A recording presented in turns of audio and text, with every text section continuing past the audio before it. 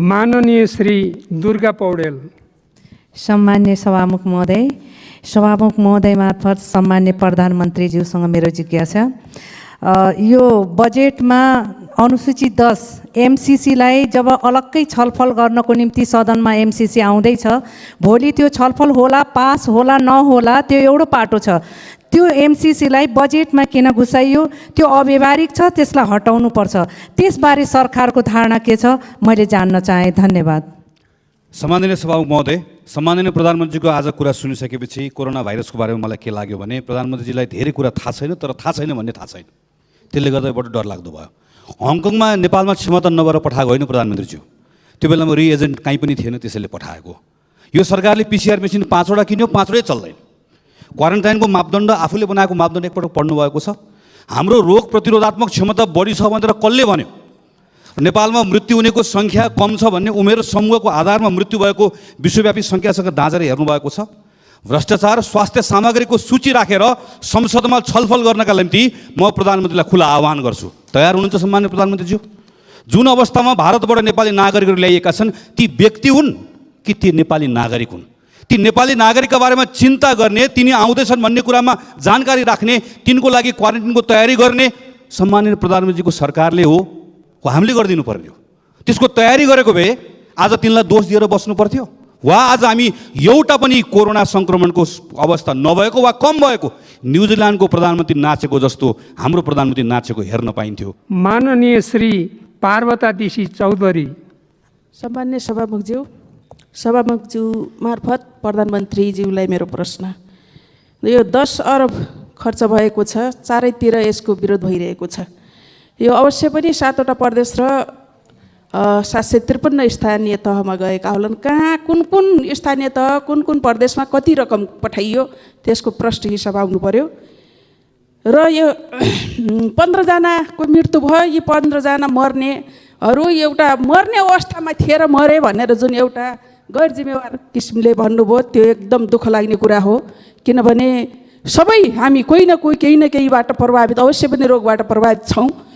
त्यसकारण यस्तो कुरा भन्न अलि सुहाएन कि सामान्य प्रधानमन्त्रीज्यू जस्तो व्यक्तिले।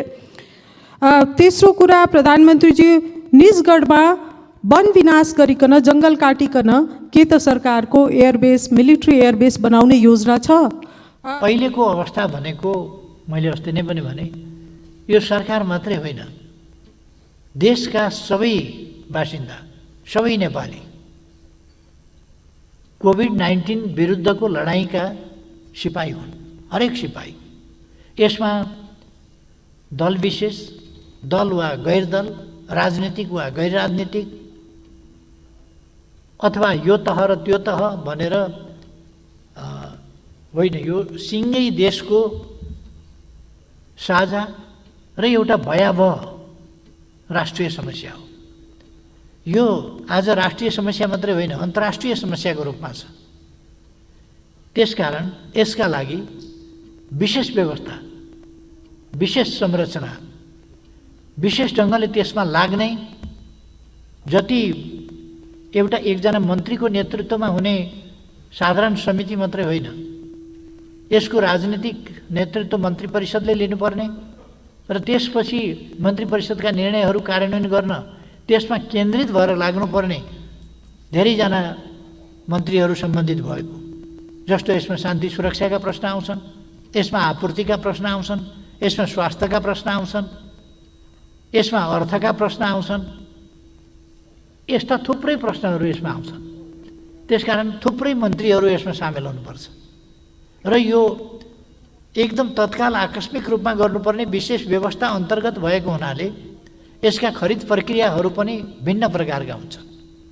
त्यसकारण यो दुईटालाई, यो विपद व्यवस्थापन सम्बन्धी हाम्रा स्थायी संरचनाहरू जुन छन् ती र यो विशेष व्यवस्था अन्तर्गत बनेका उच्च स्तरीय समन्वय समिति अथवा सीसीएमसी भनेर कोभिड नियन्त्रण केन्द्र भनेर हामीले जो भनेका छौँ, तिनीहरूको बिचमा कामको तरिकाको हरेक कुराको भिन्नता छ र यो विशेष व्यवस्था विशेष परिस्थितिका लागि गरिएको हो। यो बुझ्न जरुरी छ। यसमा सेना परिचालन किन भयो भन्ने कुरा छ। सेना मैले अगाडिदेखि पनि भन्ने गरेको छु, सेना राज्यको एउटा अङ्ग हो। राज्यका सम्पूर्ण अङ्गहरूलाई हामीले परिचालन गरेका छौँ। अहिले जो जति सम्बन्धित छ, सेना एउटा सङ्गठित अनुशासित संस्था हो र त्यो संस्थालाई हामीले यस्ता कठिन परिस्थितिहरूमा, अप्ठ्याराहरूमा परिचालन गर्न पर्दछ। र अर्को केही मान्यजीहरूले उठाउनु भएको छ, यो व्यावसायिक नबनाएर व्यापारिक बनाइयो भन्ने।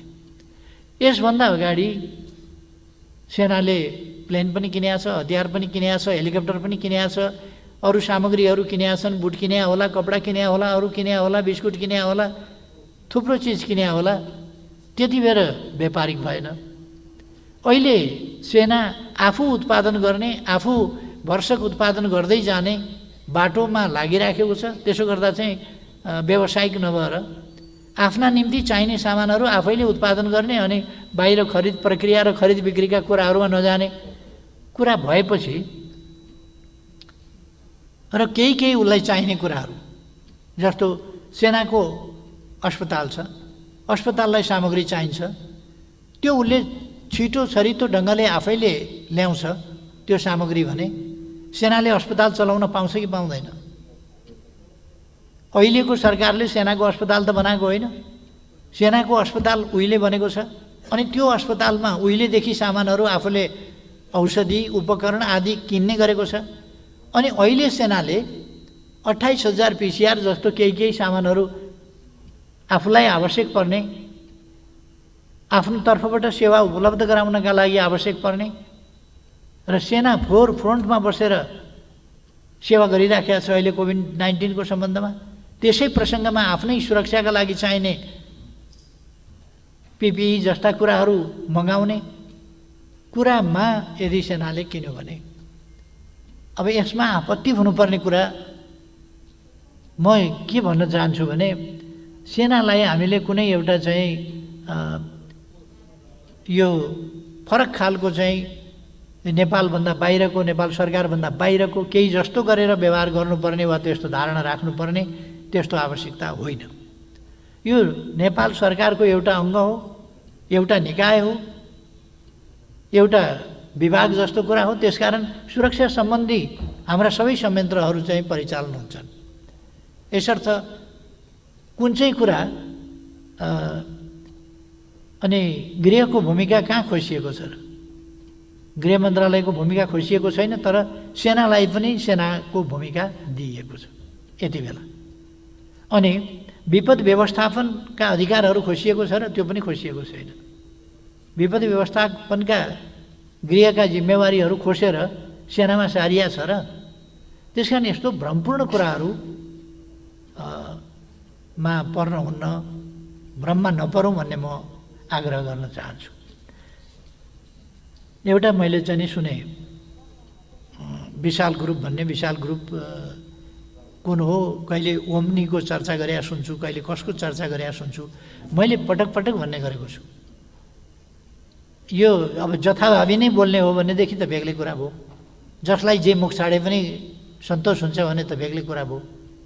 नत्र भने कहिले कोबाट सञ्चालित छ, ओम्नी ग्रुप भनेर को छ त्यत्तिकै बोलेको छ, कहिले के भनेर बोलेको छ, कहिले विशाल ग्रुपसँगको साँठगाँठबाट भन्ने कुराहरू गरेको छ।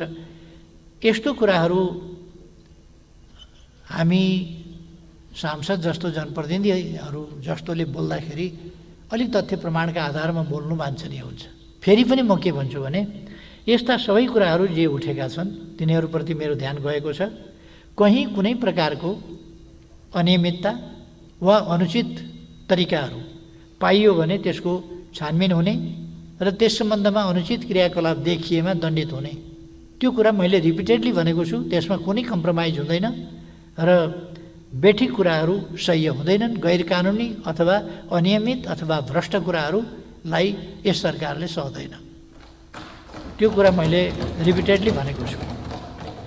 अब अर्को कुरा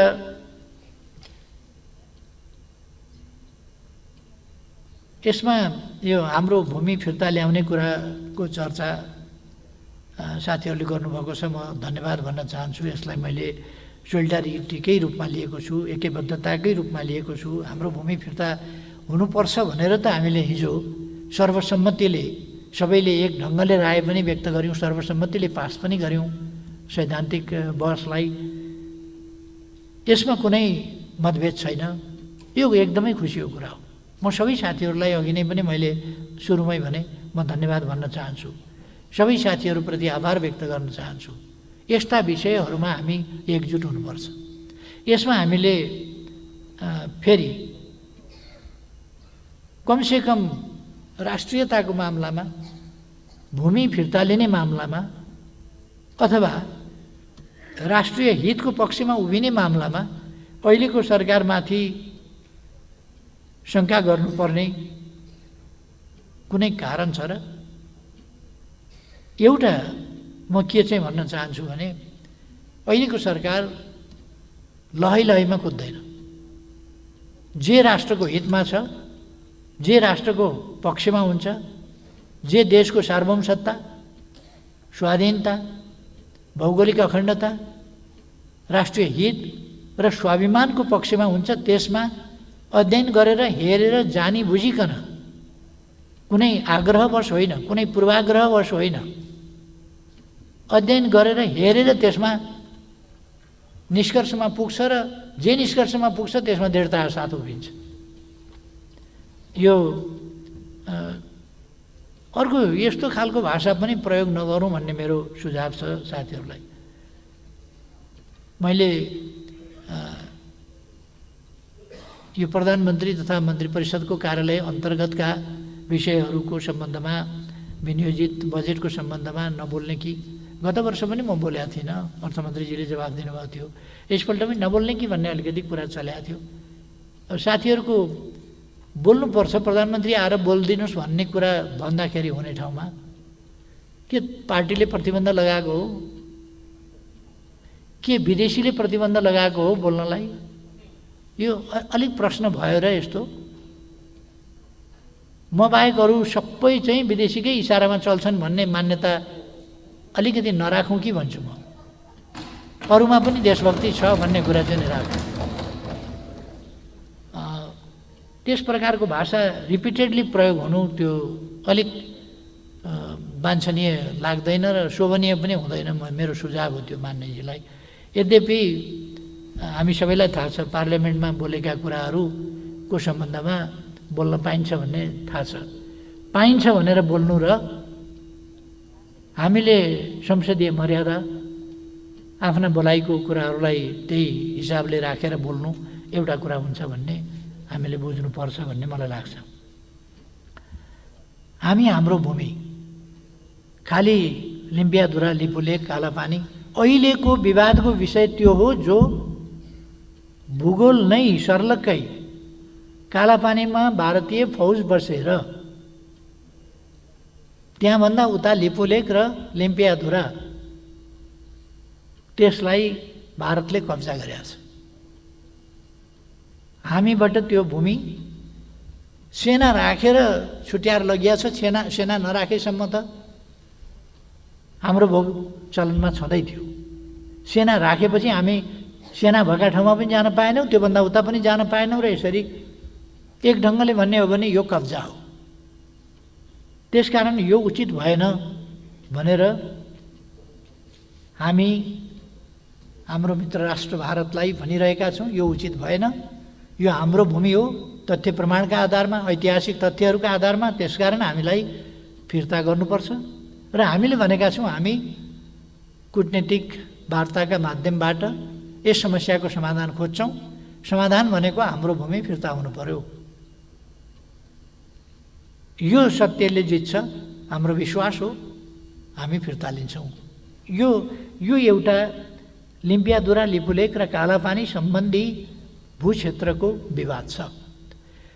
अरू कतिपय ठाउँहरूमा सीमा सम्बन्धी विवाद छन्, सुस्तामा छ भने या अरू ठाउँमा छन् भने तिनीहरूको सम्बन्धमा यसरी सेना राखेर कब्जा गरिएको र अर्कै सिमाना भनेर एउटा नक्कली काली नदी भनेर खडा गरेर, एउटा काली मन्दिर बनाएर, एउटा तिरतिरे खोल्सी देखाएर, एउटा सानो हाल देखाएर यसो गरेर कब्जा गरिएको यत्रो भूभाग अरू ठाउँमा त्यसरी छैन र हाम्रो नक्साभन्दा बाहिर परेको त्यस्तो भूभाग पनि छैन। यदि कुनै भूभाग तथ्यहरूले हाम्रो देखिने स्थिति छ भने त्यस सम्बन्धमा हामी वार्ता गर्छौँ, कुरा गर्छौँ। अरू ठाउँहरूमा पनि हाम्रा वार्ताहरू, कुराहरू चलिराखेका छन्। सुस्ताको सम्बन्धमा पनि वार्ता भइराखेका छ। तर सुस्ता, लिम्पियाधुरा, लिपुलेक र कालापानी जस्तो गरी हडपिएको, कब्जा गरिएको र सेना राखेर 18 सालसम्म हामीले भोगचालन गरिरहेको 1961 सम्म 62मा सेना राखेर त्यसपछि हामीले भोगचालन गर्न नपाएको स्थिति होइन। त्यसकारण अहिले हामीले बढी फोकस गरेको भनेको लिम्पियाधुरा, लिपुलेक र कालापानी हो। एउटा एमसिसीको सम्बन्धमा कुरा उठाउनु भएको छ। एमसिसीको सम्बन्धमा मैले पहिले पनि भनेको छु, यो अघिल्लो सरकारले गरेको सम्झौता हो। जबसम्म अन्यथा निर्णय हुँदैन, अघिल्लो सरकारले गरेका कामहरूको वैधतामाथि अन्यथा निर्णय नभएसम्म पछिल्लो सरकारले त्यसलाई पालना गर्छ। यदि त्यो उचित छैन भने त्यसलाई बदल्ने प्रयास गर्छ या बदल्छ। जबसम्म बदलिँदैन त्यो अघिल्लो सरकारले गरेको कुरा त्यो सधैँ हुन्छ। मैले अभिचिन्न उत्तराधिकार भनेको सही गलत सबै मान्नुपर्छ भन्ने होइन। हामीले पालना पनि गरेका हुन्छौँ, प्रश्न पनि उठाएका हुन्छौँ। त्यसै कारण कतिपय कुराहरू 1950 को सन्धि पालना पनि भइराखेको छ, किनभने त्यो बदर भएको छैन। तर हामीले मानेका पनि छैनौँ। त्यो अपमानजनक छ, त्यो हाम्रो हितमा छैन। त्यसकारण हामीले त्यसलाई स्वीकारेका छैनौँ। यसै कारण हामीले अघिल्लोपल्ट म प्रधानमन्त्री भएर भारत जाँदा एउटा विज्ञहरूको समूह गठन गरेर त्यो विज्ञहरूको समूहले मेहनत साथ काम गरेर एउटा प्रतिवेदन पनि तयार गरेको छ। त्यो प्रतिवेदन 2 जना प्रधानमन्त्रीलाई, भारतका प्रधानमन्त्री र नेपालका प्रधानमन्त्रीलाई त्यो उच्च स्तरीय विज्ञ समूहले बुझाउनु पर्ने हो। हाम्रो तर्फबाट हामी तयार छौँ। तर पहिले भारतले बुझ्ने भन्ने उहाँहरूले बनाउनु भयो।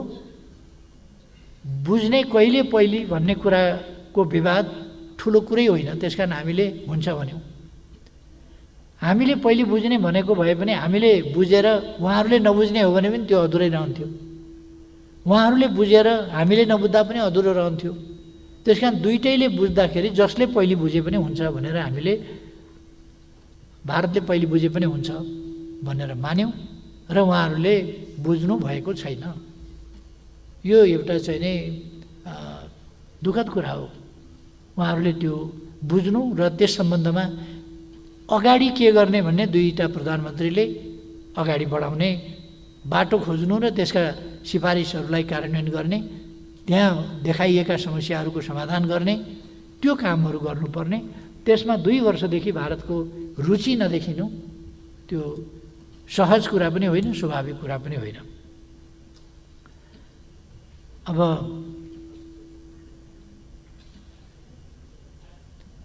आदित्यनाथ योगीजी उत्तर प्रदेशका मुख्यमन्त्रीले बोल्नुभयो भन्ने कुराहरू केही आएको छ। यदि उहाँले त्यसरी बोल्नुभएको हो भने त्यो जायज होइन र त्यसरी नेपाललाई यदि उहाँले धम्काउन खोज्नु भएको हो भने त्यो उचित होइन। त्यो म अहिले त्यति भनौँ। र उहाँको बोलाइ, उहाँ केन्द्रीय सरकारको निर्णायक व्यक्ति पनि नभएको र तैपनि उहाँ मुख्यमन्त्रीको हिसाबले यदि त्यस्तो बोल्नुभएको हो भने त्यो नबोलिनु पर्थ्यो। त्यो बोल्नुभएको हो भने आलोच्य विषय हो। त्यो बोल्नुभएको र त्यसरी नेपाललाई धम्की दिनुभएको हो भने त्यो निन्दनीय विषय हो। त्यसलाई नेपालमाथिको हामी एउटा अपहेलनाको रूपमा बुझ्छौँ त्यस्तो कुरालाई। र नेपाल हेपिन तयार छैन, हेपिन मान्दैन भन्ने कुरा म योगीजीलाई स्मरण गराउन चाहन्छु।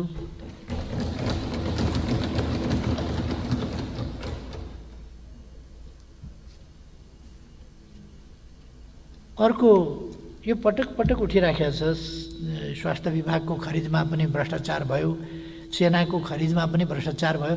एक थरी मान्छेहरू नेपालमा म के देख्छु, केही चाहिँ मिडियाहरू पनि राम्रो कुरा भनेको गर्न नजान्ने, नगर्ने र नराम्रो कुरा गर्नु चाहिँ आफ्नो धर्म ठान्ने खालका त्यो पनि म देखिराखेको छु।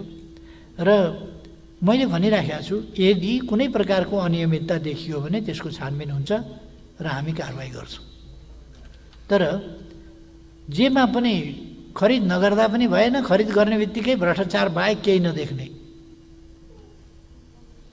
केही उद्देश्यमूलक ढङ्गले लाग्ने, त्यस प्रकारका केही अनावश्यक ढङ्गले, जस्तो गणतन्त्रको विरोध गर्न मन लाग्यो भने गणतन्त्रको विरोध खुला गरे पनि, तर गणतन्त्रको विरोध यस्तो घुमाएर गर्ने कि राष्ट्रपतिमाथि खनिने, राष्ट्रपतिमाथि प्रहार गर्ने। अनि कुर्सी कसले किनेर ल्यायो राष्ट्रपतिलाई थाहा हुन्छ, राष्ट्रपतिले अर्डर गर्छ कुर्सीको। प्रधानमन्त्रीले कार्पेट कहाँनेरि राखियो प्रधानमन्त्रीले थाहा पाउँछ, त्यो गर्ने काम प्रधानमन्त्रीको हो र त्यहाँ। अनि प्रधानमन्त्रीको निवासमा कार्पेट कहाँनेरि राखियो, कहाँनेरि राखिएन प्रधानमन्त्रीलाई थाहा हुन्छ, राष्ट्रपतिलाई थाहा हुन्छ कहाँनेरि कार्पेट राख्यो, कसले खरिद के गर्यो भन्ने कुरा। त्यसकारण जेमा पनि राष्ट्रपतिको जसरी विरोध गर्ने, एउटा माखौल उडाउने, यो एउटा दलगत रूपले हेर्ने कुरा पनि उचित होइन। राष्ट्रपतिको संस्थालाई हामीले निष्पक्ष मर्यादित संस्थाको रूपमा व्यवहार गर्ने र राष्ट्रपतिलाई एउटा राष्ट्र प्रमुख तर कार्यकारी प्रमुख होइन, कार्यकारी अधिकार नभएको राष्ट्रपतिको रूपमा, सम्मानित संस्थाको रूपमा र खास केही अधिकारहरू मात्रै दिएर दैनिक शासन प्रशासन सञ्चालनबाट अलग राष्ट्रपतिलाई हामीले राख्ने गरेका छौँ। तर राष्ट्रपतिले जवाफ पनि दिँदैन। तर राष्ट्रपतिको विरुद्ध लगातार अनवरत हरेक ससाना न्यूमा आक्रमणको तारो बनाइन्छ। मैले त्यसलाई गणतन्त्रका विरुद्धको एउटा साजिसको रूपमा मात्रै, गणतान्त्रिक प्रणालीलाई कमजोर बनाउने, गणतन्त्र ठिक होइन भन्ने कुरालाई लाने। के गर्नु पर्थ्यो त राष्ट्रपतिले? चुप लागेर बस्ने राष्ट्रपति चुप लागेर बसिया छ, त्योभन्दा बढी राष्ट्रपतिले के गर्नु पर्थ्यो? अनि त्यहाँ दुबो काटेर चौरी चिटिक्क पारियो। अहिले चौरी चिटिक्क पार्ने कि कोरोनाका विरुद्ध लड्ने भन्ने। अनि राष्ट्रपतिले त्यो कोरोनाका विरुद्ध नलड, यहाँ चौरी चिटिक्क पार भने हो र? त्यहाँ त त्यही दरबन्दीका मान्छे छन्, त्यही काम गरिराखेका होलान्। यो खालको चाहिँ नि जुन एउटा विरोधको शैली छ, त्यो वास्तवमा के भने लोकतान्त्रिक पनि भएन, गणतन्त्रतान्त्रिक पनि भएन र गणतन्त्रका विरुद्धमा केन्द्रित र लक्षित हो। यस्तो कुरामा हामी हौसिन हुँदैन भन्ने म सम्मानित सदन समक्ष अनुरोध गर्न चाहन्छु। त्यस्तो कुरामा बहकिनु हुँदैन। हामी जोसुकै होस् एउटा मर्यादित ढङ्गले पेश हुने तरिका अवलम्बन गर्नुपर्छ।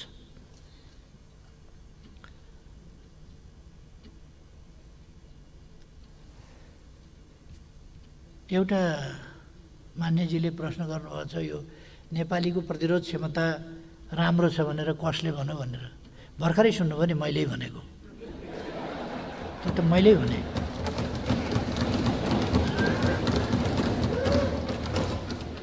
नेपालीको प्रतिरोध क्षमता राम्रो छ भन्ने कुराको चुनौती कुनै डाक्टर, कुनै वैज्ञानिक, कुनै शोधकर्ताबाट कहीँबाट आयो भने मैले स्वीकारौँला। तर नेपालीको प्रतिरोध क्षमता, नेपाली अलिकति आधा नेपाली हिमाली भेगतिरै स्वच्छ हावा, स्वच्छ पानी, उकाली ओह्राली हिँडेर पहाडी जनजीवनमा बसेका छन् र स्टामिना बलियो छ एउटा। अर्को हाम्रो खानामा, अर्को तराईमा बस्नेहरूको पनि हिमालबाट ठोकिएर हामीले थाहा पाउनुपर्छ नेपालको भूगोल। यदि मरुभूमि जन्य ठाउँहरूबाट तातो हावा आयो भने हिमालको नजिक पुग्नभन्दा पहिले त्यो चिसो भइसक्छ, कायल भइसक्छ। हिमालको छेउमा पुग्नभन्दा अगाडि, हिमालसँग ठोकिनभन्दा अगाडि कायल भइसक्छ। हिमालसँग ठोकिँदाखेरि त्यो बरफ भएर पग्ने स्थितिमा पुग्छ। त्यो फर्किएको हावामा सास फेरेका नेपालीहरू। यो देश झार उम्रियो भने यार्चा गुम्बा भएर उम्रिने देश हो। यस देशमा ढुङ्गाबाट शिलाजित निस्किन्छ। यस देशमा माटो सिमरेक हुन्छ। यो देश जडीबुटीको देश हो, औषधिको देश हो। यस देशको पानी हिउँबाट हिमालमाथि बसेर त्यसपछि पग्लिएर अनेक मिनेरल तत्त्वहरूसँग खेल्दै तल रसाएर निस्किएको पानी हुन्छ। त्यसकारण यो इभिएन बराबरको छ यो पानी यहाँको। त्यसकारण यो उकाली ओह्राली गर्ने, परिश्रम गर्ने, फिजिकल वर्क गर्ने र यस्तो देशका मान्छेहरूको स्वाभाविक रूपमा यो वैज्ञानिक कुरा हो। जहाँ योगाको ट्रेडिसन छ, जहाँ व्यायामको ट्रेडिसन छ, यस देशमा जहाँ योगा पैदा भयो, यस देशमा इम्युन सिस्टम तगडा छ भन्ने कुरा स्वतः सिद्ध छ। अर्को, हाम्रो भान्सामा म विनम्रताका साथ भन्छु, अरू कसैप्रति कुनै धक्का नपर्ने गरी, नेपालीहरूको भान्सामा पाउरोटीमा बटर दलेर खाने तहको होइन। यहाँ दाल, चामल, मकै, बटमास यी अनेक चिज हुन्छन् र त्यसमा बेसार अनिवार्य हुन्छ, नुन अनिवार्य हुन्छ, खुर्सानी अनिवार्य हुन्छ। यहाँ जिरा, धनियाँ, प्याज, लसुन, अदुवा यी सबै औषधि हो। हरेक दिन औषधि खाएर प्रतिरोध क्षमता बढाएको नेपाली यसको प्रतिरोध क्षमता माथि हुन्छ भन्ने कुरा स्वतः सिद्ध छ। त्यसर्थ नेपालीहरूको प्रतिरोध क्षमता राम्रो छ, अवश्य राम्रो छ। र हामीले यस ट्रेडिसनलाई जनताका बिचमा पनि लानुपर्छ। हाम्रा ट्रेडिसनल खानेकुराहरू, हाम्रो भान्साको तरिका, यसमा हामी कायम रहनुपर्छ। नयाँ शैली भनेर पिज्जातिर कुद्ने भन्दा ढिँडो र अचारसँग नै ठिक छ, सागसँगै ठिक छ, यतापट्टि नै हामीले सोच्नुपर्छ। म भन्न चाहन्छु, हामीले दिएको नारा निरोगी नेपालको उपचार दोस्रो पक्ष हो। पहिलो पक्ष स्वस्थ रहनका लागि उपचार कि निरोगीपन भन्दा स्वस्थ रहनका लागि आरोग्यता, निरोगीपन, त्यसका लागि सन्तुलित र औषधिमय खाना जो हामीले खाने गरेका छौँ। औषधिमय खाना यो निरोगीपनको एउटा आधार हो। दोस्रो, उपयुक्त शारीरिक श्रम वा व्यायाम त्यो आधार हो। तेस्रो, आराम, आवश्यक मात्रामा शरीरलाई पुग्दो आराम, यो मैले मात्रै होइन ऋषिमुनिहरूले गरे व्याख्या हो। आहार, विहार, निद्रा, यो ऋषिमुनिहरूले आहार विहार भनेको व्यायाम र आराम, यो ऋषिमुनिहरूले गरे व्याख्या हो। र हामीले सकारात्मक सोचका साथ अगाडि जानुपर्छ र स्वस्थ उच्च मनोबल त्यो राख्नुपर्छ र हामी रोगलाई पराजित गर्न सक्छौँ भन्ने उच्च मनोबल सकारात्मक सोचका साथ अगाडि जानुपर्छ र स्वच्छ स्वस्थ वातावरणमा बस्नुपर्छ, सरसफाइका साथ बस्नुपर्छ। त्यसले हामीलाई चाहिँ निरोगी रहन मद्दत गर्छ। त्यो पनि एउटा प्रतिरोधी कुरा हो। त्यसै कारण अहिले किन विज्ञानले भनेको छ बासी कुरा नखाऊ, फ्रिजको भन्दा बढी ताजा खाऊ। हामी ताजा खानेकुरा पकाएर खान्छौँ। त्यसकारण यसर्थ म नम्र निवेदन गर्न चाहन्छु, नेपालको सबै नराम्रो, नेपालको खानेकुरा पनि नराम्रो, नेपालको बाजा पनि नराम्रो, नेपालको गीत पनि नराम्रो होइन, सबैतिरको भन्दा खाना पनि राम्रो, बाजा पनि राम्रो, गीत पनि राम्रो, दोहोरी पनि राम्रो, रोदीघर पनि राम्रो, नेपालकै राम्रो। हात मिलाउनेबाट नमस्ते गर्ने राम्रो भन्ने कुरा त थाहा भइसक्यो अहिले। हामी पनि हात मिलाउनेमा गइसकेका थियौँ, अब नमस्ते गर्नु पो ठिक रहेछ। हाम्रा पुर्खाले भनेको कुरातिर नमस्कारै ठिक रहेछ। त्यसकारण कतिपय बेठिक कुराहरू छन् भने तिनलाई छोडौँ, नत्र भने यी कुराहरूतर्फ ध्यान दिउँ भन्ने मेरो चाहिँ नै आग्रह हो। हामीले हाम्रा पुर्खाहरूले हजारौँ वर्ष लगाएर खोज अध्ययन अनुसन्धान गरेर,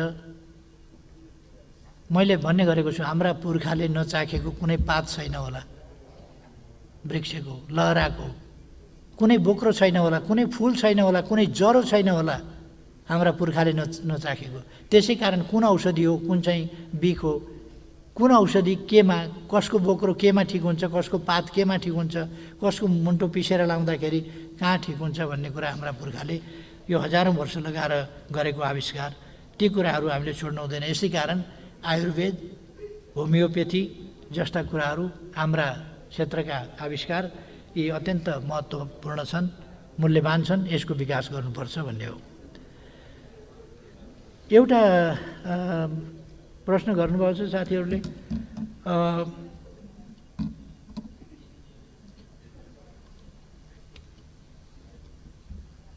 यो आफ्नो कमजोरी लुकाएर कोरोनाले होइन अरू नै रोगले मरे भन्ने कुरा कमजोरी लुकाएको होइन, यो एउटा सामान्य तथ्य भनेको। कहिले कहिले के हुन्छ भने कोरोनाले पनि मान्छे मर्छ, तर कहिले कहिले के हुन्छ भने अर्कै रोगले, कारण चाहिँ अर्कै रोगले निधन भएको हुन्छ, तर कोरोना पनि लागेको हुन्छ। विश्व स्वास्थ्य सङ्गठनको मापदण्ड अनुसार, उसको नियमअनुसार कोरोना यदि पोजिटिभ भेटियो भने जुनसुकै रोगले मरेको भए पनि कोरोनाले मरेको भनेर मान्नुपर्छ। त्यसकारण हामीले 15 जना कोरोनाले मरेको भन्यौँ, तर त्यो हेर्दाखेरि कोरोनाले मरेको चाहिँ देखिँदैन। अथवा डक्टरहरूको पनि भनाइ के छ भने मर्न चाहिँ कोरोनाले नै मरेको होइन, तर कोरोना पनि लागेपछि विश्व स्वास्थ्य सङ्गठनको मापदण्ड अनुसार कोरोनाले नै मरेको भनेर मान्नु पर्या हो। त्यो मेरो मात्रै भनाइ होइन, त्यो डक्टरहरूको पनि भनाइ हो जो त्यससँग सम्बन्धित हुनुहुन्छ। तसर्थ कमजोरी लुकाउनु पर्ने, कोरोनाले दुनियाँमा कमजोरी, भारतमा त्यत्रो मान्छे मरेको छ, चाइनामा पनि त्यति मान्छे मरेका थिए, अरू देशमा पनि त्यत्रो बिघ्न मान्छे मरेको छ, र अमेरिका जस्ता देशमा, युरोप जस्ता देशमा, युके जस्ता देशमा त्यत्रो नोक्सानी परेको छ, कमजोरी लुकाउनु परेको छैन। यहाँ 15 जना मर्दाखेरि कमजोरी लुकाउनु पर्ने हुन्थ्यो? 15 जना मात्रै मरेका देश त बहुत कम होला नि दुनियाँमा। त्यसकारण यो कमजोरी लुकाउनु पर्ने कुरा होइन। हामी मर्न नदिन चाहन्छौँ कोरोनाबाट। कोरोनाबाट मान्छे मर्न नपाउन्, कसैको निधन नहोस्, हाम्रो ध्यान त्यस कुरामा छ। तर त्यसबाट मात्रै मरेका होइनन्, अरू पनि कारण छन् भन्न खोजिएको। कोरोनाबाट अरू मर्न नदिने हाम्रो प्रयास छ, म त्यो स्पष्ट पार्न चाहन्छु।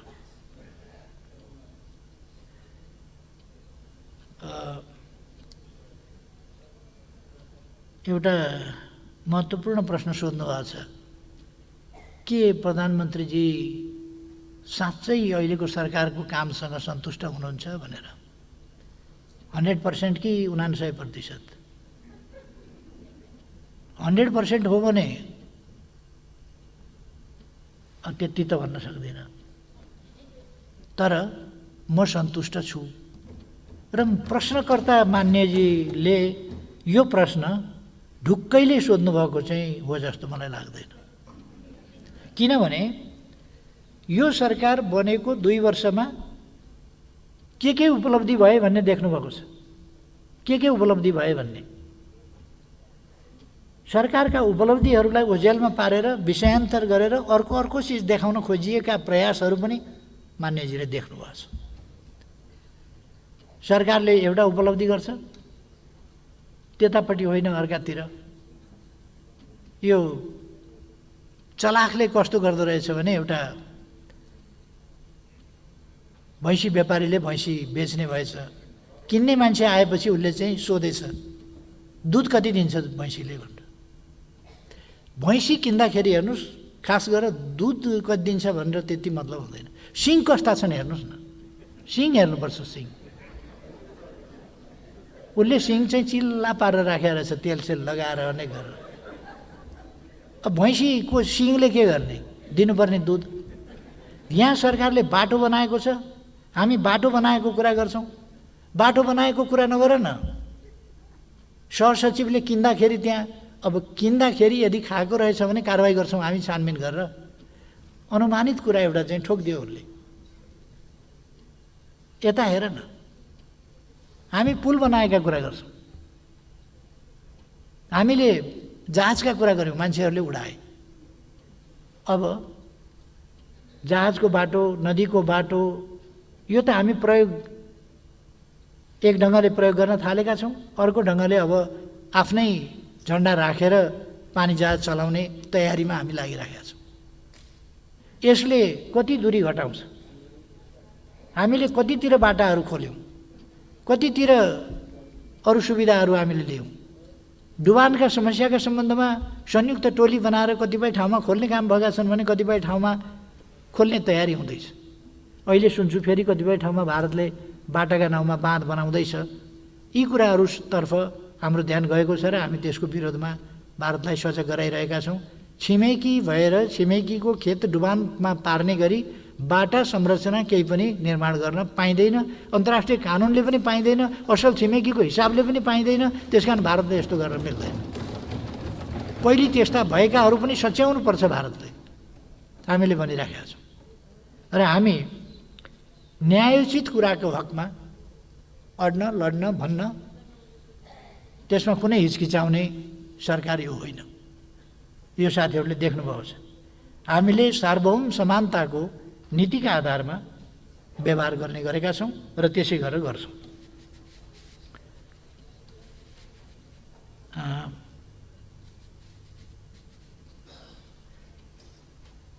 यस सरकारले सङ्घीय संरचना, संविधानको कार्यान्वयन, सङ्क्रमणलाई अन्त्य गर्ने, स्मुथली सबै कुरा टुङ्ग्याउने, यी सबै काम गरेका छ। कोरोना यस सरकारको कमजोरीको कारणले आएको होइन, विश्वव्यापी रूपमा आएको छ।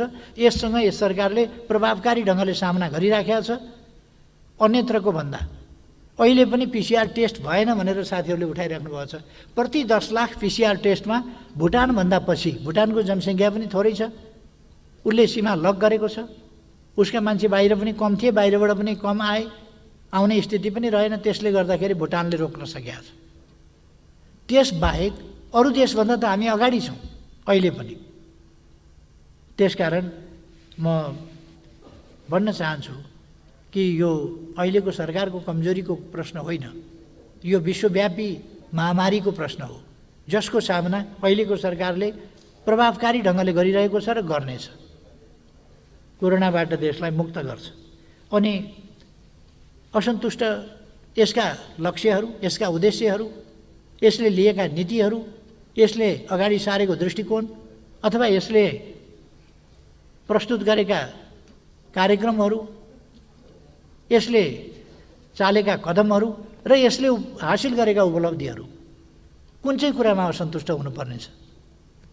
अहिले कोरोनाको कारणले हामीले भनेको उत्पादन वृद्धि दर हासिल भएन।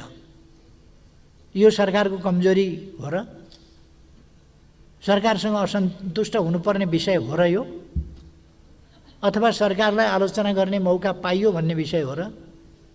त्यसकारण म भन्न चाहन्छु, यदि सन्तुष्टिको कुरामा 100% भन्नुभयो भने म पनि 100% छु त भन्दिनँ, तर योभन्दा बढी गर्न सकिँदैन थियो। जुन परिस्थितिमा यस सरकारले काम गरेको छ त्यस परिस्थितिमा अधिकतम उपलब्धिका साथ, स्पष्ट योजनाका साथ यो सरकार अगाडि बढेको छ। यसले आफ्ना अभिभारा र कर्तव्यहरू बुझेको छ, महसुस गरेको छ र त्यसअनुसार अगाडि बढेको छ।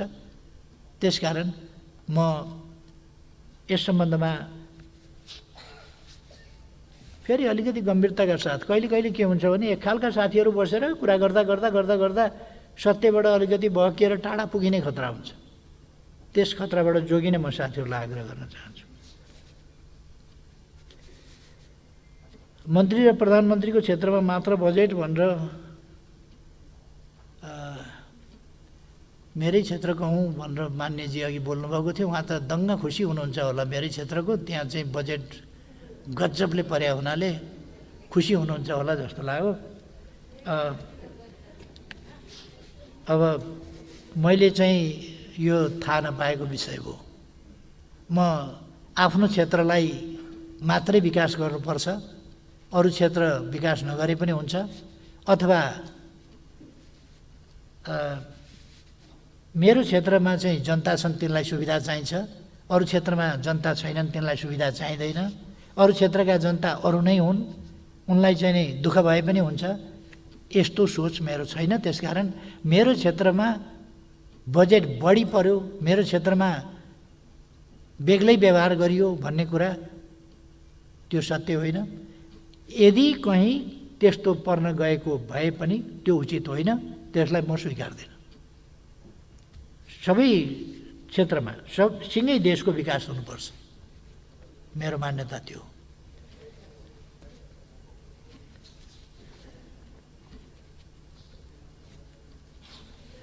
एउटा सोध्नुभएको छ साथीहरूले, महिला दलित आदि समेतका आयोगहरू किन बनेनन् भनेर। म सहमतिका साथ काम गरौँ भन्ने चाहन्छु, सहमतिका साथ कुनै पनि काम अगाडि बढाउँ भन्ने चाहन्छु। यी आयोगहरू निर्माण गर्ने ठाउँ भनेको संवैधानिक परिषद हो। संवैधानिक परिषद प्रधानमन्त्रीको अध्यक्षतामा हुन्छ, विपक्षी दलको नेता हुन्छ, सभामुख हुन्छ, राष्ट्रिय सभा अध्यक्ष हुन्छ, प्रतिनिधि सभाको उपसभामुख हुन्छ, प्रधान न्यायाधीश हुन्छ। यस प्रकारको त्यसको कम्पोजिसन हुन्छ।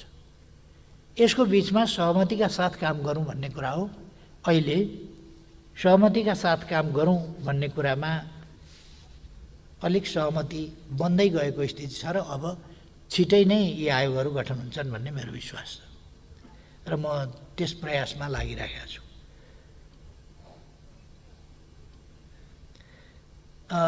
अचम्मको एउटा फेरि अर्को हल्ला सुरु गरिएछ।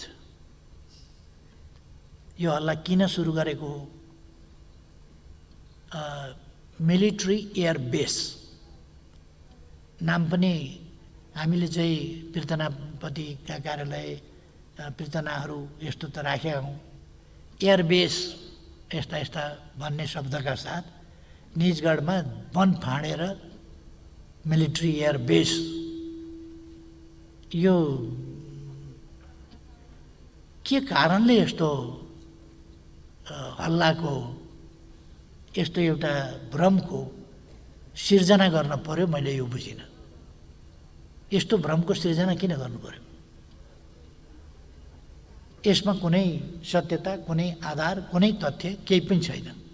त्यसकारण म यो मिलिट्री एयरबेस बनाउने कुरा, जङ्गल फाँडेर, निजगढको जङ्गल फाँडेर त्यहाँ निजगढमा हामीले अन्तर्राष्ट्रिय विमानस्थल बनाउने भन्ने कुरा छ, त्यो अगाडिदेखि चलिराखेको छ र त्यसलाई अगाडि बढाइन्छ भन्ने कुरा म साथीहरूलाई मान्यजीहरूलाई भन्न चाहन्छु।